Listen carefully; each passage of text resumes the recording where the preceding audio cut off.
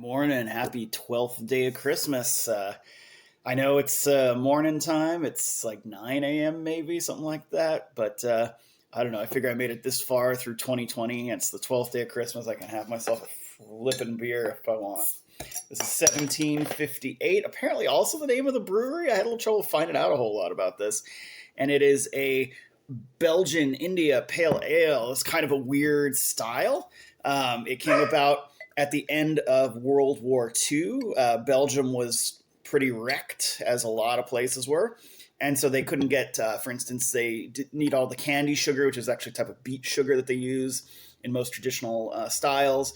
They couldn't get the right grains, all that sort of stuff. And so they ended up importing a lot of British beer making implements. And along with that, they were like, well, it doesn't quite work with our making our traditional doubles and triples and abbey ales and bruns and things like that. So I guess we'll try to emulate British style as well as use British ingredients. And so thus was born the Belgian IPA, India Pale Ale, which has its own whole history in British colonialism and other nonsense like that. So kind of an interesting style, and a few breweries stuck with it. There was a market for it, and so it went. So it's basically a English style IPA, which is a hoppier style. Of course, the British version of the IPA much less hoppy than the American, because Americans turn everything up to 11.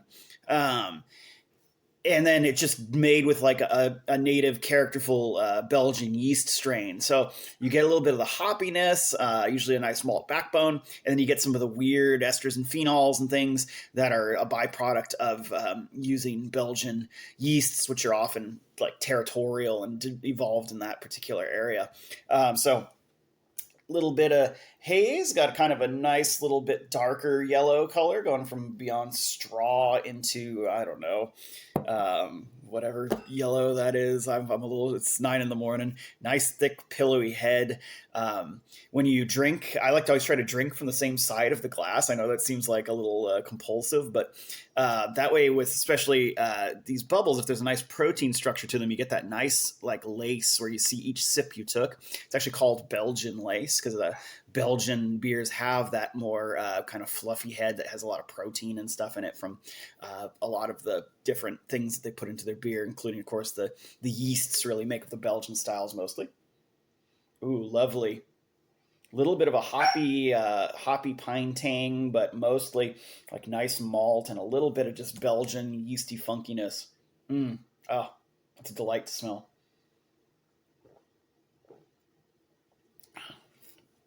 I gotta stop swallowing these so quick. I gotta let them like play over my taste buds. Give me a second.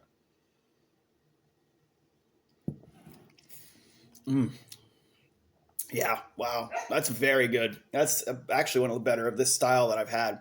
The like an aggressive kind of hop bitterness.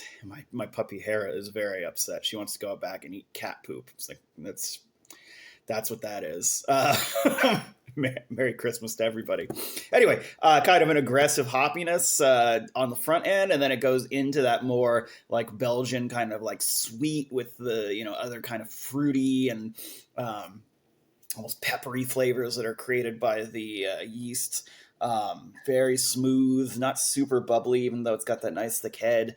It actually might be the best we've had. I'd give this an 8.5. This is a good beer. I would buy this for sure.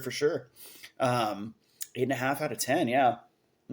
Merry Christmas to me this morning. And I've got a nice pot of tea brewed up for after this. It's looking like a good 12th day of Christmas. Anyway, y'all have a great weekend. And I'll see you tomorrow.